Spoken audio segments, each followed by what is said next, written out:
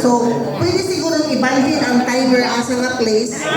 Nice space lang. Amay lang siya. Oh, iba na problem. Nabubutang ko siya kasi ito naman mabasa ko na. Wala ko sa question. Marami ko sa question siya.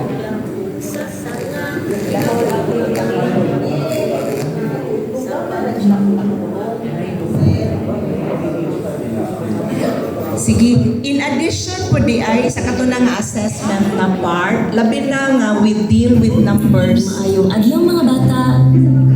Karon. Move forward.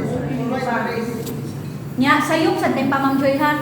Istudyohi og na siya. Aw di ay og ihapa saktora. And man siya and Tago siya din. Butang siya sa ubos. Ibutang siya sa ubos. saktora di ay UG. Ngunya. Katong akong i-forward na gamay na ako isa na observation na okay ra na ba kay ang number 1, figures, ang choices, letters, katong pagit sa unahan. Sige pataw ti Grace. Ni ma'am. Sige pa. Sige pa. Katong numbers na kana ba? Number 1. Although it's a dot, basin bag makakuan siya, butangan ka siya o parenthesis. Okay, basin maapil niya yung ihap yung numbers ba yan na? Pwede po wala na lay number. Ha? Wala na lay number ma'am. Oo, pwede rin po. Basta kayo, maulay akong kuan nga. Basin maapil ba o perceive sa bata ang number ba yan? Nya kato ko ingon ang pilian ninyo double L. Wala. Ang kaniyong interactive pa ni siya, ma'am. Mo tadi siya no. Mo na siya, kung interactive siya, nga, masayog ng pindot, lahi ang pop up. Sakto yan ang pindot, kanto. Ka na lang lagi sa kanang number 1. Yeah.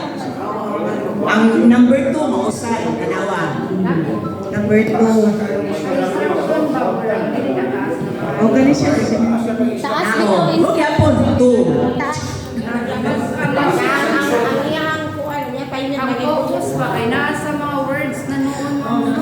How about kuhaon na lang ng Usa lang siguro ka po ay ma'am no. Usa lang siya na question? question na lang sa ubos. Nagkala kay basa ko ng bata.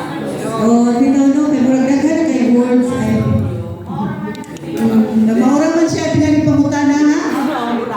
Pili ang gusto. Oh, tanawa ang numero. Murag maog yun rapid ang pangutana ha. Degree parang literacy.